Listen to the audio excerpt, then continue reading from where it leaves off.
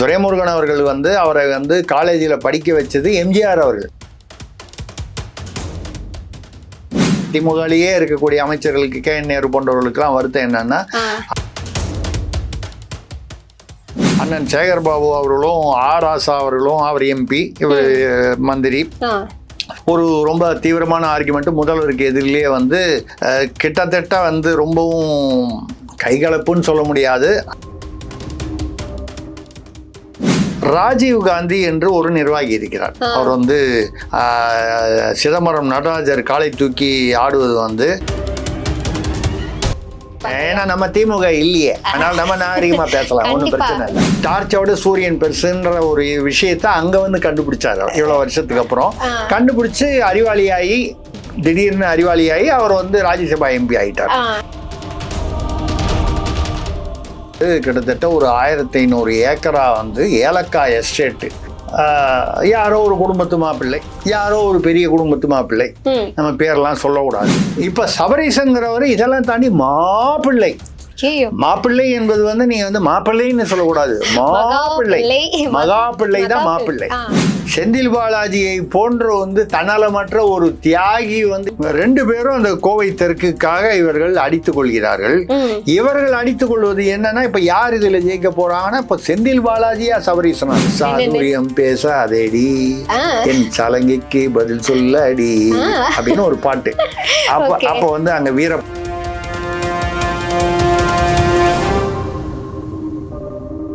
Spectrum Tamil நேயர்களுக்கு வணக்கம். நம்மோடு இருப்பவர் மூத்த ஊடகவியலாளர் மற்றும் மூத்த பத்திரிகையாளர் திரு சக்தி சுந்தரராமன் வந்திருக்கிறாங்க. அவங்களோட இன்னைக்கு பல சுவாரஸ்யமான அரசியல் பற்றிய தகவல்களை இன்னைக்கு நம்ம கேட்க போறோம். வாங்க பார்க்கலாம். வணக்கம் சார். வணக்கம். வணக்கம் சார். கடந்த வாரத்துல திருவண்ணாமலையில அமைச்சர் ஏவாவேலு நடத்தின மாணவர்கள் மாநாடு நடந்தது இல்லையா? சோ இந்த மாநாட்டு மூலமா தமிழக முதல்வர் நம்ம ஸ்டாலின் கிட்ட செல்ல பிள்ளையா இருக்கிறதுக்காக அமைச்சர்கள் போட்டி போடுற மாதிரியான நிறைய செய்திகள் வந்துட்டு பரவிட்டு இருக்குது. அமைச்சர் செந்தில் பாலாஜிக்கும் அமைச்சர் ஏவாவேலுக்கும் இடையில தான் போட்டின்னு பார்த்தா, இதுல இடையில சபரீசனுக்கும் செந்தில் பாலாஜிக்கும் போட்டி அப்படின்ற மாதிரியான தகவல்கள் வெளியாகிக்கிட்டு இருக்கு. இதை பத்தி என்ன நினைக்கிறீங்க? அதோட பின்புலம் என்ன கதை? இல்லைங்க, இந்த கதைன்னா உங்களுக்கு கொஞ்சம் வந்து பிளாஷ்பேக் சொன்னாதான் கதை. எல்லா சினிமா கண்டிப்பா நீங்க சொல்லாம, அது மட்டும் இல்ல, தமிழ் சினிமான்னு எடுத்தீங்கன்னா பிளாஷ்பேக் இல்லாம சினிமாவே ஓடாது. கண்டிப்பா அந்த வகையில அரசியல் சினிமாவும் அப்படிதான். இது பிளாஷ்பேக் பாத்தீங்கன்னா, அந்த காலத்துல வந்து கலைஞர் கருணாநிதி ஐயா இருக்கும் பொழுது ஏதாவது செலவு பண்ணணும் கட்சி அப்படின்னா, அவர் வழக்கமா ஏதாவது வரவுன்னா அவங்க கரெக்டா வாங்கிடுவாங்க குடும்பத்துல. அப்புறம் செலவு அப்படின்னு சொன்னா அவர் அண்ணன் ஜெகத் ரட்சகன் வந்து ஜெகத்தை கொஞ்சம் பாத்துக்குப்பான்னா அவர் செலவு பண்ணிடுவார். ஒரு அரக்கோணம் எம்பி அவர் ஜெகத் ரட்சகன். அதுக்கப்புறம் ஒரு பீரியட்ல அடுத்த காலகட்டத்துல வந்து அண்ணன் ஏவாவேலு அவர்களை வந்து அவர் தான் கிட்டத்தட்ட ஒரு ட்ரெஷரர்னா, கட்சியோட ட்ரெஷர் இல்ல, இது தனி, இது தனி ட்ராக். இது அவர் ஏவாவேலு அவர்கள் இருந்தார்கள். அதுக்கப்புறம் ஸ்டாலின் ஐயா அவர்கள் வந்து கருணாநிதி அவர்களுடைய காலத்திற்கு பிறகு இவர் வந்ததுக்கு அப்புறம் செந்தில் பாலாஜி அந்த பொசிஷனை பிடிச்சிட்டாரு. அதாவது தமிழக முதல்வரான ஸ்டாலினுக்கு செல்ல பிள்ளையா செந்தில் பாலாஜி வந்து சொல்லலாம். இந்த செல்ல பிள்ளைக்கு காரணம் என்னன்னு கேட்டீங்கன்னா, அது வந்து செல்ல பிள்ளைன்னு சொல்லலாம். தமிழ்ல நீங்க சொல்லும் போது இத வந்து வெள்ளப்பிள்ளைன்னு சொல்லலாம். இனிப்பான நபர். ஆமா, அந்த வெள்ளப்பிள்ளை. யாரு அதிக வெள்ளம் கொண்டு வருகிறார்களோ அவர்கள் தான் செல்லப்பிள்ளை. அப்ப யாரு வெள்ளப்பிள்ளையோ அவர்கள் தான் செல்லப்பிள்ளை. புரிஞ்சிருச்சுங்க ஐயா. இப்ப அதாவது ஏடிஎம் மாதிரி எங்க பிரஸ் பண்ணா நமக்கு நிறைய வருதோ அந்த ஏடிஎம் தான் நம்ம யூஸ் பண்ணுவோம். கண்டிப்பா அப்படித்தானே பார்க்கணும். அரசியல் நியாயம் அதானே. அதனால வந்து அப்படிதான் இருக்கு. செந்தில் பாலாஜி எந்த அளவுக்குன்னா, ஒரு பீரியட்ல கூட வந்து பாவம் 85-86 வயதாகும் வந்து துரைமுருகன் அவர்கள் 2 வருஷத்துக்கு முன்னால ஸ்டாலின் ஐயா வந்து, ஏன்னா அவரெல்லாம் பார்க்கும்போது கருணாநிதி ஐயாவோட கார்ல போகும்போதெல்லாம் துரைமுருகன் சார் போவாங்க.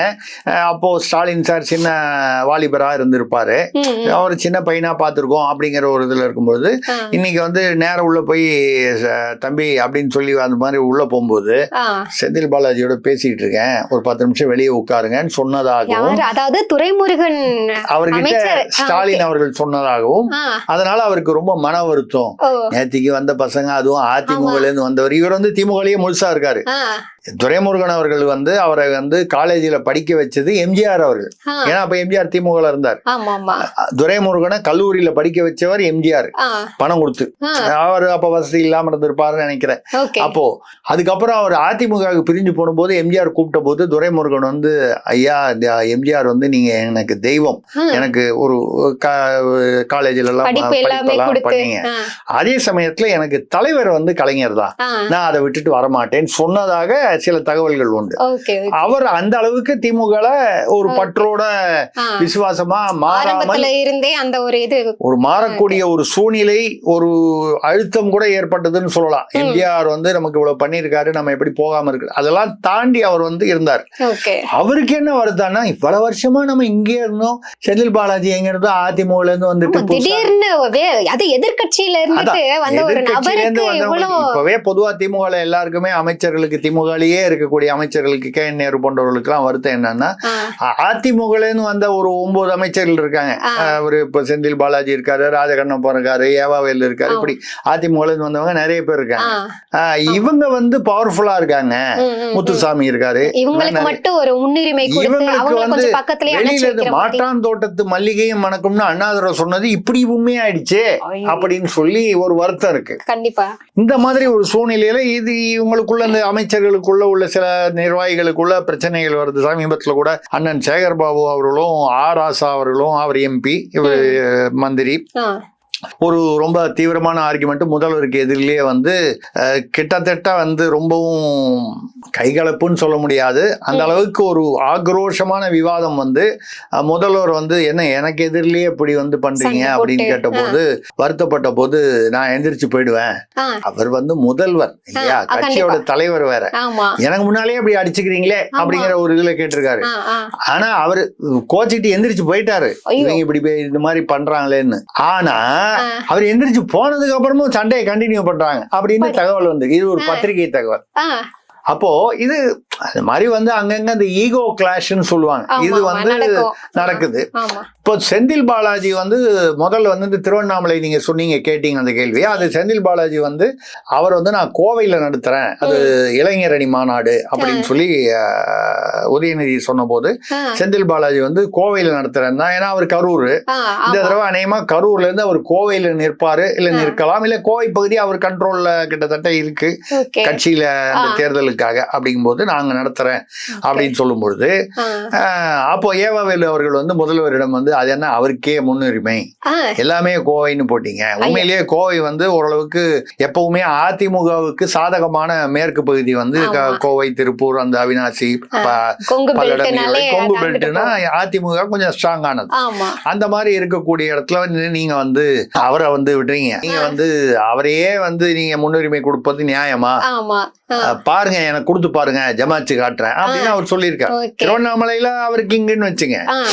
அந்த வகையில கொடுத்த உடனே சரி, அவர் முதல்வரும் வந்து அவங்க கேட்கறதுலயும் ஒரு நியாயம் இருக்குன்னு ஏதோ ஒரு காரணத்தினால முடிவு பண்ணி தான் திருவண்ணாமலையில வச்சாங்க. அதுல திருவண்ணாமலையில வந்து முதல்ல வந்து காமிச்ச கூட்டத்துல பார்த்தா வந்து கொஞ்சம் காலியான இருக்கைகள் இருந்தது முதல்வர் பேசும்போது கூட. அதாவது முழுசாக நிறைய தொண்டர்களோ இல்ல கூட்டம் வந்து அதாவது சொல்லுவாங்க 1.5 லட்சம் பேர் வந்தாங்க, 3 லட்சம் பேர் வந்தாங்கன்னு சொல்லுவாங்க. ஒரு கூட்டம்னு வச்சா இவ்வளவு பேர் வருவாங்க அப்படின்னு ஒரு எதிர்பார்ப்பு இருக்கு. அது கூட இல்ல. ரெண்டாவது, இப்பெல்லாம் முன்னாலெல்லாம் வந்தாங்கன்னா அவங்க என்ன சொல்றாங்களோ அதான் கணக்கு. இப்பெல்லாம் வந்து சோசியல் மீடியா வந்த உடனே சும்மா ஒரு ஆள் வந்து முனையில நின்று அவரே வீடியோ எடுத்தாலே காலியா இருக்கிற இருக்கைகளை வந்து வீடியோ எடுத்து வெளியில போட்டாங்கன்னா வைரல் ஆயிடுது. அப்ப வந்து முன்ன மாதிரி பொய் சொல்ல முடியல, காசு கொடுத்தாலும் கூட்டிட்டு வர முடியல, அப்படி சொல்லணும். காசு கொடுத்து கூட்டு வந்தது நடுவுல, காசு கொடுத்தாலும் கூட்டிட்டு வர முடியாத ஒரு சூழ்நிலை வந்துருச்சு. ஏன்னு கேட்டா காசு கொடுத்து கூப்பிடுறதுக்கு நிறைய பேர் இருக்காங்க. முன்னால ஒருத்தர் மட்டும் கூப்பிட்டாரு, அங்க வந்தாங்க. அப்புறம் வந்து ஒருத்தர் இப்ப நீ கூப்பிட்டாலும் வர்றேன், நாளைக்கு நான் கூப்பிட்டாலும் வர்றேன்னு இருந்தாங்க. இப்போ அங்கங்க வரும்பொழுது இதுல உள்ள யதார்த்தமான களத்தினால வித்தியாசத்தினால கொஞ்சம் காலியா இருந்துச்சு. இதை உடனே செந்தில் பாலாஜி அவர்கள் பயன்படுத்தி கொண்டு உண்டு. நான் கோவையில எங்கிட்ட கொடுத்திருந்தீங்கன்னா இந்த மாதிரி காலியான இருக்கைகள்லாம் இருந்திருக்காது. சோசியல் மீடியால காலி இருக்கைகள் இருந்ததை வந்து ஏஐ ஆர்டிபிஷியல் இன்டெலிஜென்ஸ் மூலமா, செயற்கை நுண்ணறிவு மூலமா ஃபில்அப் பண்ணி மறுபடியும் வீடியோ போட்டதாக கூட ஒரு தகவல் உண்டு. நமக்கு அது பத்தி முழுசா தெரியல. ஆக வந்து எங்கிட்ட விட்டுருந்தா நான் இதை விட பெட்டரா பண்ணியிருப்பேன் அப்படின்னு வழக்கமா வந்து சொல்ற மாதிரி செந்தில் பாலாஜி சொன்னாரு. இப்போ செந்தில் பாலாஜி, திருவண்ணாமலை, அவரு ஏவா வேலு, அந்த ஏற்கனவே கொஞ்சம் அந்த இருந்த ஒரு லைட்டான கசப்பு இன்னும் கொஞ்சம் கூடிச்சு அப்படின்னு ஒரு செய்தி உண்டு. இப்ப லேட்டஸ்டா வர்ற செய்தி என்னன்னா, இந்த கோவை செந்தில் பாலாஜி என்றாலே மேற்கு பகுதி, கொங்கு பகுதி, அவர் கரூர் கொங்கு பகுதி. இப்ப அங்க கொங்கு பகுதியில பாத்தீங்கன்னா ஒரு 10 தொகுதி வந்து கோவையில மட்டும் வரும். அது வந்து பாத்தீங்கன்னா வால்பாறை, கிணத்துக்கடவு, அப்புறம் வந்து தொண்டாமுத்தூர், கவுண்டம்பாளையம், அதுக்கப்புறம் சிங்காநல்லூர், இது மாதிரி வந்து மேட்டுப்பாளையம், இந்த மாதிரி எல்லாம் வந்து ஒரு 10 தொகுதி வரும்னு வச்சுங்க. மாவட்டத்தை பிரிக்கும் போது அதெல்லாம் வரும். பட் சட்டமன்ற தொகுதி என்பது தெற்கு வடக்கு மட்டும்தான். இந்த கோவை தெற்கு வடக்கு இருக்கும்போது இந்த கோவை தெற்குல தான் வந்து இவங்க வந்து போன தடவை வந்து பாஜகவின் வானதி சீனிவாசன் அவர்கள் வெற்றி பெற்றார். எம்எல்ஏவா வெற்றி பெற்றார். இப்போ இந்த தொகுதியில வந்து இப்போ என்ன ஒரு பிரச்சனைன்னா, ராஜீவ் காந்தி என்று ஒரு நிர்வாகி இருக்கிறார் திமுக. அவர் கூட நடுவில் கொஞ்சம் சர்ச்சைக்குரிய விதமாக பேசினார். அவர் வந்து சிதம்பரம் நடராஜர் காலை தூக்கி ஆடுவது வந்து அப்படின்னு சொல்லி பேசினாரு. அதுக்கு மேல என்னால உங்ககிட்ட பேச முடியல, ஒரு பெண்ணா போயிட்டீங்க, அது அப்படி ரெஃபர் பண்ணி அதோட விட்டுறேன். அதுக்கு மேல பேசுவது எனக்கும் உங்களுக்கும் நாகரிகமா இருக்கு. அதனால வந்து அவர் தான் நாகரிகம் இல்லாம பேசினாரு. நமக்கு நாகரிகம் இருக்கு. அதனால நம்ம வந்து நம்ம அந்த நாகரிகத்தை கடைபிடிப்போம். ஏன்னா நம்ம திமுக இல்லையே, அதனால நம்ம நாகரிகமா பேசலாம், ஒண்ணும் பிரச்சனை இல்லை. அந்த வகையில அவர் என்ன பண்ணாரு, அந்த ராஜீவ் காந்திக்கு வந்து அப்படிலாம் நாகரிகம் இல்லாம பேசினார் இல்லையா, உடனடியா வந்து அடுத்த மாசமா என்ன பண்ணாங்க, திமுக நடவடிக்கை, தலைமை வந்து நடவடிக்கை எடுத்தாங்க. என்ன நடவடிக்கை, அவருக்கு ப்ரமோஷன் கொடுத்தாங்க. அவருக்கு வந்து ஏதோ கொள்கை பரப்பு செயலாளர், அது மாதிரி ஏதோ ஒண்ணு தகவல் பேச்சாளர், ஏதோ இந்த மாதிரி நல்லா பேசுங்க, நிறைய பேசுங்க, அதான அர்த்தம். அப்படிதான அர்த்தம். நல்ல வேலை செஞ்சாங்கன்னா இன்னும் கொஞ்சம் கொடுத்துட்டாங்க. அவர் வந்து இங்க வந்து இந்த கோவை தெற்குல வந்து நிக்கணும்னு அவர் வந்து அத ஒரு மனசுல வச்சுக்கிட்டு அவர் வந்து ஒரு பக்கம் அழுத்துறாரு. அவர் வந்து யார வச்சு அழுத்துறாரு, அண்ணன் செந்தில் பாலாஜியை வச்சு அழுத்துறாரு. ஏன்னா செந்தில் பாலாஜி தான் அங்க கொஞ்சம் பக்கத்துல கண்ட்ரோல் அவர் தான். அவர்கிட்ட கிட்டத்தட்ட 70 தொகுதிகள் வந்து அவருடைய கண்ட்ரோல்ல கொடுத்திருக்காங்க. அதுல முக்கியமா இந்த கோவை முழுக்க முழுக்க கோவை தொட்டு எல்லாத்துலயும் செந்தில் பாலாஜி நிக்கிறாரு. செந்தில் பாலாஜி நிக்கணுங்கிறது இல்ல, செந்தில் பாலாஜியோட கண்ட்ரோல்ல இதெல்லாம் இருக்கு. ஏற்கனவே எல்லாம் சொல்றாங்க ஒரு தொகுதிக்கு 40 கோடி ரூபா கொண்டு போய் வந்து ஆல்ரெடி கொண்டு போய் செலவு கணக்கு பண்ணி அங்கெல்லாம் ரெடி பண்ணியாச்சு. என்ன மொத்தம் வந்து பெருசா ஒண்ணு இல்லைங்க, 294 கோடி, 10,000 கோடி வருங்க. கணக்குல வர்ற 40 கோடி அல்ல கணக்குல வராத 40 கோடிங்களா? கணக்குல வந்த 40 கோடி எப்படிமா வந்து செலவு பண்ண முடியும்? இன்கம் டாக்ஸ் யாரோ பின்னாலேயே வந்து இல்லங்க சார், ஆல்ரெடி இடி வழக்கு அது இதுன்னு சுத்திட்டு அந்த வழக்கெல்லாம் தாண்டி தான் இந்த பணம். இந்த வழக்குல வந்து பிடிபட்டது போக மிச்சமுள்ள பணமே இவ்வளவு இருக்குன்னா நீங்க மொத்த கணக்கை நீங்க பாத்துக்க வேண்டியது உங்களுடைய இது. அப்ப வந்து கிட்டத்தட்ட ஒரு 10,000 கோடி 234 × 40 போட்டீங்கன்னா உங்களுக்கு வரும் 10,000 கோடி ரூபா வரும். அது கொண்டு போய் வச்சுட்டாங்கன்னு சொல்றாங்க. அது ரைட்டு. இதெல்லாம் நான் சொல்றது வந்து பத்திரிகை செய்திகள். இப்போ வந்து அந்த ராஜீவ்காந்தி அவர்கள் தெற்கு கோவை தெற்குல நிக்கணும்னு அவரு ஒரு விண்ணப்பம் பண்ணியிருக்காரு. அவருக்கு தான் கொடுக்கணும்னு அவர் செந்தில் பாலாஜி மூலமாக காய் நகர்த்துகிறார். இந்த மாதிரி வரும்போது தான் வந்து எப்பவுமே அந்த உள்கட்சி கிளைமேக்ஸ்ங்கிறது அங்கதான் வரும். மகேந்திரன் ஒருத்தர், இவர் யாருன்னு கேட்டீங்கன்னா ஒரு காலத்துல நம்மள மாதிரி அவரும் ஊடகவியலாளரா விஜய் டிவில இருந்தார். அதுக்கப்புறம் வந்து என்ன பண்ணிட்டாரு, அவர் வந்து கமலஹாசனை வந்து நடிகர் கமலஹாசன் வந்து உலகநாயகன் வந்து மக்கள் நீதி மையம் ஆரம்பிச்ச போது அவரோட போய் இணைந்தாரு. கிட்டத்தட்ட ஒரு 2வது 3வது நிலையில இருக்கக்கூடிய ஒரு இருந்தாரு. அதுக்கப்புறம் மக்கள் நீதி மையம் ஒன்னும் பெருசா வந்து அவர் திமுகவை எதிர்த்து டார்ச் வச்சு திமுகவின் ஊழல் ஆட்சியை ஒழிப்பேன் அப்படின்னு சொல்லி கூட்டணியிலே இருந்து சீட்டை இல்ல, அந்த டார்ச்சுடைய பேட்டரி அவங்க வாங்கி வச்சுட்டாங்க உள்ள, அதனால டார்ச் வந்து எரியல. அதனால வந்து அவர் வந்து அங்கேயே போய் ராஜ்யசபா அங்கேயே போயிட்டாரு. டார்ச்சோட சூரியன் பெருசுன்ற ஒரு விஷயத்த அங்க வந்து கண்டுபிடிச்சாரு இவ்வளவு வருஷத்துக்கு அப்புறம். கண்டுபிடிச்சு அறிவாளியாகி திடீர்னு அறிவாளியாகி அவர் வந்து ராஜ்யசபா எம்பி ஆயிட்டார். அது முடிஞ்சது. இப்போ வந்து அவர்கிட்ட இருந்த அவர் வந்து மக்கள் நீதி மையத்துல இருந்து மகேந்திரன் வந்து இங்க வந்து திமுக வந்து ஜாயின் பண்ணிட்டார். நான் வேற சில நிகழ்வுகளை பேசுறேன். ஆமா, இல்ல தலைவர் இங்க வந்து ராஜ்யசபா சீட் வாங்குறதுக்கு முன்னாலேயே அவர் வந்து சேர்ந்துட்டார். அவர் முன்னோடியா வந்து சேர்ந்துட்டாரு. அவர் வந்து என்னன்னா மாப்பிள்ளை சபரீசனுக்கு நெருக்கமாயிட்டார்.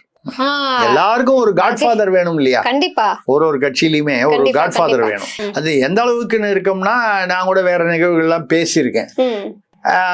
அந்த பக்கம் உசிலம்பட்டி தேனி அந்த பகுதியிலெல்லாம் வந்து கிட்டத்தட்ட ஒரு 1500 ஏக்கரா வந்து ஏலக்காய் எஸ்டேட்டு. யாரோ ஒரு குடும்பத்து மாப்பிள்ளை, யாரோ ஒரு பெரிய குடும்பத்து மாப்பிள்ளை, நம்ம பேரெல்லாம் சொல்லக்கூடாது. அதனால அந்த அவர் வாங்கினாரு. அது வாங்கும்போது யாராவது அதுக்கு ஒரு பினாமியா ஒருத்தர் பேர்ல, எல்லாருமே நம்ம பேர்ல வாங்க முடியுமா? அதனால ஒரு பினாமி வேணும். அது இவர், அதுக்கு மகேந்திரன் உதவியா அவர் பேரோ இல்ல அவருக்கு வேண்டிய பேரோ உதவியாக இருந்தார் என்று சில தகவல், உறுதிப்படுத்த முடியாத தகவல்கள் உள்ளன. சரிங்களா? ரைட். அப்ப அந்த அளவுக்கு அவர் அங்க நெருக்கமா இருக்காரு. இப்ப அந்த நெருக்கத்துல இருக்கக்கூடிய அவர் வந்து இதே கோவை தெற்கு எனக்கு வேணும்னு ஆசைப்படுறாரு. யாரு? மகேந்திரன். அப்ப இது வந்து எப்படி ஒரு செந்தில் பாலாஜி இந்த பக்கம் அவருடைய இது சிபாரிசா, மாப்பிள்ளை குடும்பத்தில இருந்து வராரு. அவருடைய செந்தில் பாலாஜியுடைய கான்டாக்ட் எப்படி வரும் உங்களுக்கு? இவரு உதயநிதி ஐயா அவர்கள் இல்ல ஸ்டாலின் ஐயா அவர்கள், முக்கியமா ஸ்டாலின் டைரக்டா முதல்வர் ஸ்டாலின் அவர்களுடைய செல்லப்பிள்ளை, நீங்க சொன்ன மாதிரி வெள்ளப்பிள்ளை செல்லப்பிள்ளை அந்த மாதிரி. இப்ப சபரீசன்கிறவர் இதெல்லாம் தாண்டி மாப்பிள்ளை. மாப்பிள்ளை என்பது வந்து நீங்க வந்து மாப்பிள்ளைன்னு சொல்லக்கூடாது, மகாபிள்ளை தான் மாப்பிள்ளை. அப்ப இப்படி ஒரு சூழ்நிலையில இவங்க வந்து இருக்காங்க. ரெண்டு பேரும் அந்த கோவை தெற்குக்காக இவர்கள் அடித்துக் கொள்கிறார்கள். இவர்கள் அடித்துக் கொள்வது என்னன்னா, இப்ப யார் இதுல ஜெயிக்க போறாங்கன்னா, இப்ப செந்தில் பாலாஜியா சபரீசனா? இப்ப சபரீசன் அவர்கள் வந்து ஒரு 60 சீட்டு வந்து அவருடைய பரிந்துரையில உள்ள வேட்பாளர்களுக்கு கொடுக்கணும்னு அவரு பிடிவாதமா இருக்காரு. ஏன் அப்படி பிடிவாதமா இருக்காரு அப்படின்னு சொன்னால், நாளைக்கு ஒரு திமுக ராஜ்யசபா சீட்டு வந்தா அவர் வந்து ராஜ்யசபா எம்பி ஆயிட்டாருன்னா அவருக்கு டெல்லி வந்து தொடர்புல டெல்லி தொடர்புகள் ஏற்கனவே இருக்கு. அந்த தொடர்புகளை உறுதிப்படுத்தணும்னு அவர் நினைக்கிறதுல ஒன்னும் அவர் நினைக்கிறாரு, நம்ம என்ன சொல்ல போறோம். அதனால வந்து நாளைக்கு ஒரு ராஜ்யசபா எம்பி ஆயிட்டாருன்னா அப்ப டெல்லி தொடர்புகளை இன்னும் கொஞ்சம் உறுதிப்படுத்திக் கொள்ளலாம். அந்த மாதிரி வரும்போது நீங்க வந்து அவர் வந்து 60 சீட்டு அவருடைய பரிந்துரையில வரணும்னு நினைக்கிறாரு. அவரு உதயநிதி அவர் வந்து தன்னுடைய இளைஞரணி சார்பாக இப்ப கூட பேசும்போது, நாங்கள் இளைஞர் அன்பில் மகேஷ் வந்து கிட்டத்தட்ட அவர் வந்து உதயநிதி மாதிரி தான். அவரு உதயநிதி மாதிரி தான், அந்த குடும்பத்துக்கு நெருக்கமான நட்புடையவர் அவர். அந்த வகையில சொல்றேன், உதயநிதிக்கும் நண்பர் அவர். தொடர்ந்து பாக்குறோம். அதனால வந்து அன்பில் மகேஷ் அவர் வந்து அவரும் வந்து உதயநிதி 10 சினிமால நடிச்சிருக்காரு, நடிகர். அதே சமயத்துல அன்பில் மகேஷ் வந்து ஒரு சூழ்நிலை வந்தால் அவர் வந்து உதயநிதியை விட நன்றாக நடிக்கக்கூடியவர். அதை ஒப்பாரி வச்சாரு. பாத்தீங்கன்னா அவரு படத்துல நடிச்சு நடிக்கிறாரு, இவரு படத்துல நடிக்காமையே நடிகர்னு ப்ரூவ் பண்ணிட்டாரு. இது ஒரு அவங்க இளைஞர் அணின்னு ஒண்ணு இருக்கு. அதுக்கு குறைந்தபட்சம் 40 சீட்டு நான் சொல்ற ஆளுக்கு கொடுக்கணும்னு உதயநிதி அவர்கள் சொல்லுவதாக தெரிகிறது. இப்படி அங்க ஒரு ஈக்குவேஷன் இது போய்கிட்டு இருக்கு. இந்த மாதிரி ஒரு சூழ்நிலையில் செந்தில் பாலாஜி அப்படி அவர் நேரம் போய் ஸ்டாலின் கிட்ட கொடுப்பாரு, உதயநிதி கிட்ட கொடுப்பாரு அவருடைய லிஸ்ட். சபரீசனும் ஸ்டாலின் சார்ட்ட தான் கொடுப்பாரு. முடிவு பண்ணது ஸ்டாலின் சார்னு வச்சுப்போம், நமக்கு தெரியாது அவர் தான் முடிவு பண்றாரா இல்ல ஒரு காலம் அவங்க வீட்டுல கூட முடிவு பண்ணலாம். தவறு இல்லையே. யாருமே வந்து இப்ப மனைவி சொல்லே மந்திரம்னு ஒண்ணு சொன்னா தப்பு இல்ல. படமே அப்படி எடுக்கிறாங்க அப்படின்னு சொல்லும் போது தப்பு இல்ல, நடக்கலாம். அதனால வந்து அந்த அவங்க சொல்றதை வந்து இவங்க வந்து அது எவ்வளவு தூரம் அது அவங்களுக்குன்னு ஒரு பங்கு இருக்கு. அரசியல் அவங்க நேரடியாக இல்லைன்னா கூட மறைமுக பங்கு இருக்குன்னு சொல்லலாம். அப்படி அது எங்க வரும் எப்படி வரும் அப்படின்னு தெரியாது. சோ இப்படி வந்து உள்ள வந்து அங்க வந்து செந்தில் பாலாஜி ஒரு டீம், சபரீசன் ஒரு டீம் வருது. உதயநிதி அவர் ஒரு டீம் வச்சிருக்காரு. இது 3வது டீம்னு சொல்றதை விட இதுல செந்தில் பாலாஜியோடதும் ஒன்னோட ஒண்ணு மிக்ஸ் ஆகி வரலாம், இப்படி வரக்கூடியது இருக்கு. வானதி சீனிவாசன் அவர்கள் வந்து தெற்குல வந்து ஏற்கனவே எம்எல்ஏவா இருக்காங்க. இந்த முறை வந்து அவர்கள் வந்து இங்க வந்து ராஜீவ்காந்தி மகேந்திரன் 2 பேருமே, ராஜீவ்காந்தியும் வந்து ஏதோ ஒரு வகையில் செந்தில் பாலாஜியுடைய பவர்ல வருவாரு. அவரு இவர் வந்தாருன்னா ஒரு கால் மகேந்திரன் சபரீசனோட நெருக்கத்துல. அப்ப நம்ம எதுக்கு வந்து தெற்குல இருக்கணும்னு சொல்லி வடக்குக்கு, அதாவது கோவை வடக்குல இந்த தடவை அவங்க நிக்க போறதா வானதி சீனிவாசன் பாஜக தரப்புல நிக்க போறாங்க. அவங்க தெற்குக்கு பதிலாக வடக்குல நிக்கலாம்னு முடிவு பண்றதாக சொல்லப்படுகிறது. ஏன் இது உறுதிப்படுத்த ஓரளவுக்கு நம்ம சொல்லப்படுகிறதுன்னு சொல்றோம்னா, தெற்குக்கு இவங்களோட இவங்க ஏற்கனவே எம்எல்ஏவா இருக்கிற தொகுதிக்கு இவரு அதிமுக, அதாவது அந்த இதுல கூட்டணியில இருக்கக்கூடிய அம்மன் அர்ஜுன் அவர்கள் அந்த தெற்குக்கு வந்து அவர் அம்மன் அர்ஜுன் அவர்கள் அந்த விண்ணப்பம் கொடுத்திருக்காரு. இப்ப வானதி சீனிவாசன் அங்க நிக்கிறதா இருந்தா அவர் விண்ணப்பம் கொடுக்க மாட்டாரு. அப்படி இருக்கும்போது இவர்கள் ஒரு காலம் இந்த தெற்கு வடக்கு மாற்றிக் கொள்கிறார்களா அப்படிங்கிறது, ஏன்னா அவர் ஏற்கனவே வடக்கு, அப்ப வடக்கு தெற்கு அவங்க இன்டர்சேஞ்ச் பண்ணிக்கிறதுக்கு வாய்ப்பு இருக்கு. இது தனி விஷயம், இதுக்கும் அந்த இதுக்கும் சம்பந்தம் இல்லை. இருந்தா கூட இப்ப வந்து நம்ம சொல்றது வந்து ஒரு உதாரணம் தான். இந்த கோவை தெற்கு விஷயம் வந்து அவர் ஒரு பக்கம் ராஜீவ்காந்தி, ஒரு பக்கம் மகேந்திரன் அப்படிங்கிறது. இதுல யாருக்கு என்ன பவர் அப்படின்னா, ராஜீவ்காந்தி ஒரு தகவல் பரப்பு ஏதோ ஒரு தொடர்பாளர், செயலாளர் ஏதோ ஒண்ணு இருக்காரு. செந்தில் பாலாஜியுடைய அந்த லிஸ்ட்ல வராரு. மகேந்திரன் வந்து சபரீசன் லிஸ்ட்ல வர்றது மட்டுமில்ல, வேறு சில அவங்க தொடர்புல ஏலக்காய் வாசனை வீசுகிறது, அவர்களுடைய தொடர்புல மனம் வீசுகிறது, ஏலக்காய் மனம் வீசுகிறது. அதான் நான் சொன்னேன், ஏலக்காய் மனம் வீசுகிறது. அவ்வளவுதான். நம்ம வந்து நமக்கு இந்த பினாமினா என்னன்னே தெரியல, நமக்கு சுனாமி தான் தெரியுதே தவிர நமக்கு பினாமி தெரியல. அதனால வந்து தெரிஞ்சுக்க வேண்டிய அவசியமும் நமக்கு ஏற்படல. அந்த வகையில வந்து இப்போ இப்படி ஒரு பிரச்சனை கோவை தெற்குல, கோவை தெற்குல வந்தது வெளிச்சத்துக்கு வந்துருச்சு. இதே மாதிரி தமிழ்நாட்டின் பல பகுதிகளில் இதுவரைக்கும் நடுவுல பேசுனது என்ன சொன்னாங்க, ஒரு கட்டத்துல உதயநிதி வர்சஸ் சபரீசன் ஒரு உள்ளுக்குள்ள ஒரு சிக்கல், ஒரு போட்டி, அது ஒரு இருக்கு குடும்பத்துக்குள்ளன்னு சொன்னாங்க. இப்போ அதை தாண்டி செந்தில் பாலாஜி வர்சஸ் சபரீசன். அப்ப செந்தில் பாலாஜி ப்ரமோட் ஆயிட்டார், அதாவது அந்த இன்னும் கொஞ்சம் ஸ்ட்ராங் ஆயிட்டார் அவரு. அது ஸ்ட்ராங் ஆனதுக்கு காரணம் நீங்க தான் கரெக்டா சொன்னீங்க, செல்லப்பிள்ளை. அந்த வகையில இருக்கிறதுனால இப்போ செந்தில் பாலாஜி வர்சஸ் சபரீசன் அப்படி வந்துருச்சு. இது ரொம்ப பயங்கரமா. இந்த வஞ்சிக்கோட்டை வாலிபன் ஒரு படத்துல வரும், அந்த காலத்துல நீங்க எல்லாம் பிறந்திருக்க மாட்டீங்க. அப்போ ஜெமினி நேச படம், பத்மினி வைஜெயந்திமாலா அவங்க 2 பேரும் பாடுவாங்க. சாதுரியம் பேச அதேடி என் சலங்கைக்கு பதில் சொல்ல அடி அப்படின்னு ஒரு பாட்டு. அப்ப வந்து அங்க வீரப்பா வில்லன் வந்து சபாஷ் சரியான போட்டி அப்படின்னு சொல்லி கை தட்டி அப்படி ஆரவாரம் பண்ணுவாரு. கிட்டத்தட்ட அந்த வஞ்சிக்கோட்டை வாலிபன். இப்போ வஞ்சிக்கோட்டை வாலிபன் இல்லாமல் இது வந்து தமிழ்நாடு ஜார்ஜ் செங்கோட்டைன்னா நீங்க செங்கோட்டைன்னு எடுத்துக்காதீங்க, அது வேற. நான் சொல்றது இது கோட்டைனா நம்ம செஞ்சார்ஜ் கோட்டை. செஞ்சார்ஜ் கோட்டை வாலிபன் உதயநிதியா சபரீசனா அப்படிங்கறத தாண்டி செந்தில் பாலாஜியா சபரீசனா அப்படிங்கிற அளவுக்கு இப்போ அங்க வந்து போட்டி வந்திருக்கு, வலுவாகி போயிட்டு இருக்கு. நம்ம என்னமோ பத்மினி வைஜெயந்திமாலா 2 பேரும் அந்த டான்ஸ்ல இருக்காங்கன்னு நினைக்கிறோம். இப்போ புதுசா சரோஜா தேவியும் வந்துட்டாங்க. அவர் உதாரணமா ஒரு நடிகை சொன்ன, அவங்களுக்கு ஒண்ணும் பாவம் தப்பா நினைக்க கூடாது. இப்ப அவங்க வேற வந்துட்டாங்க. இப்படி ஒரு சூழ்நிலை இப்ப வந்து திமுக இருக்கு. இது கோவை தெற்கு வந்து ஒரு சின்ன உதாரணம் தான். இதே போல பல தொகுதிகளில் இந்த சிக்கல் இருக்கிறது. இது போக போக இந்த சிக்கல்கள் வந்து இன்னும் கொஞ்சம் தீவிரமடையும். அந்த தீவிரத்தினால் என்ன விளையும், திமுகவிற்கு அது நன்மை பயக்குமா அல்லது அது சிக்கலை உண்டாக்குமா அப்படிங்கிறது போக போக தான் தெரியும். ஆனால் களம் வந்து மேலும் மேலும் அரசியல் களம் வந்து, அதுவும் திமுகவுக்குள்ளே உட்களம் வந்து சுவாரஸ்யம் அடைகிறது. ஏன்னா அது இப்ப கூட பேசியிருக்காரு அன்பில் மகேஷ், சொல்லி முடிச்சிருவோம். சீனியர்கள் வந்து இது இளைஞர்கள் நிறைய பேர் உள்ள வரணும்னு நாங்க வந்து அவரு உதயநிதி விரும்புறாரு. இளைஞர்கள் நிறைய பேர் உள்ள வரணும், புது ரத்தம் பாய்ச்ச வேண்டும் என்று அன்பில் மகேஷ் சொல்கிறார். இது என்ன பண்ணா திமுக என்ன ரத்த சோகை பிடிச்சிருக்கா?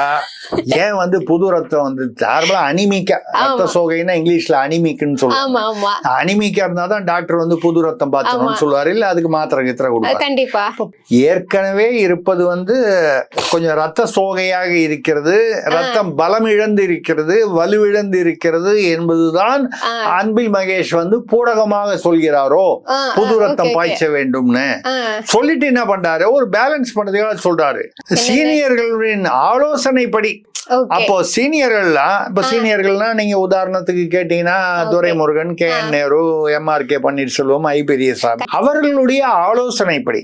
இப்ப அப்படின்னா என்ன அர்த்தம், அவங்களுக்கு எல்லாம் சீட்டு கிடையாது, அவங்க எல்லாம் வந்து ஓரமா உட்கார்ந்துகிட்டு ஈச்சேர்ல உட்கார்ந்துகிட்டு ஆலோசனை சொல்ல வேண்டியது அவங்க வேலை.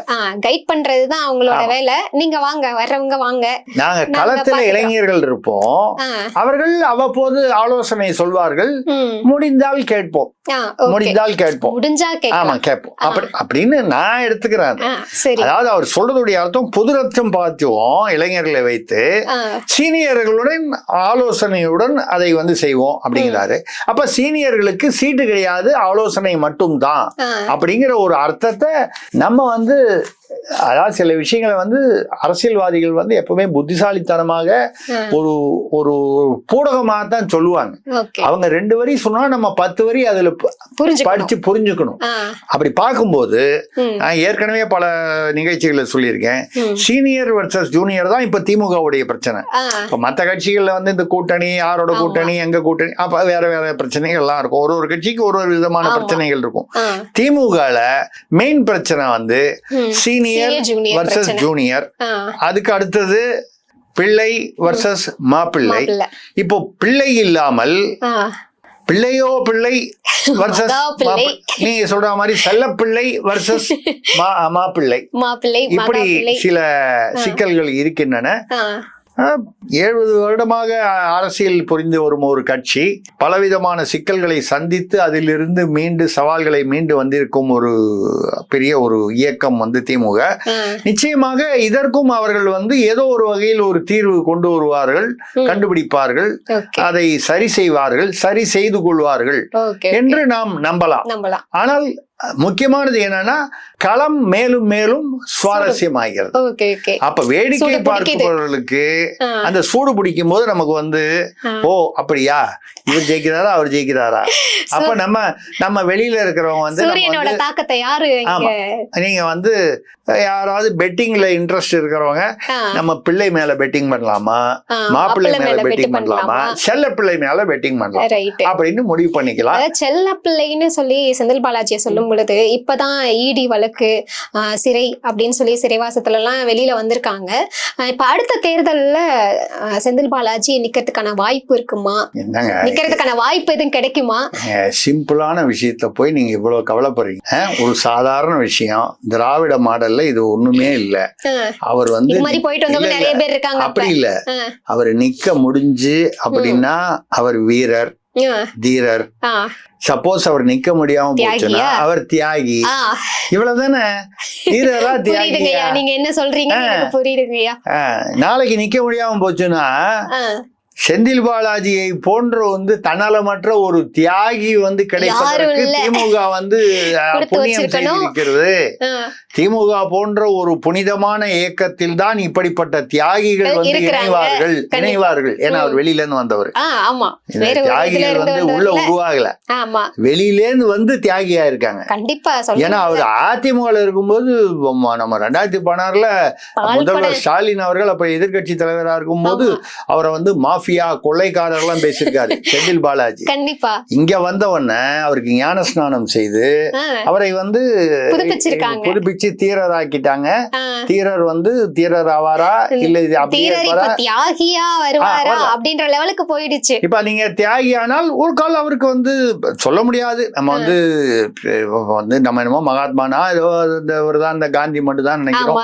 அவருக்கு ஒரு கால் வந்து நம்ம வந்து திமுக ஒரு மகாத்மா பட்டம் கொடுக்கலாம். ஆமா, அந்த லிஸ்ட்ல வரதுக்கு கிடைக்கிறதுக்கான வாய்ப்புகள் இருக்குல்ல. ஆமா, மகாத்மா பட்டம் கூட கொடுக்கலாம் அவருக்கு. கைய வந்து பத்திரமா ஒருத்தரை பிடிச்சிருக்கோம் அப்படின்னு சொன்னால் அதுக்கு பின்னாடி காரணம் இருக்கும். அதுக்கு வந்து என்னன்னு கேட்டீங்கன்னா, அது வந்து அவங்க வந்து நட்புன்னு வச்சுக்கலாம், நீங்க பாசம்னு வச்சுக்கலாம்.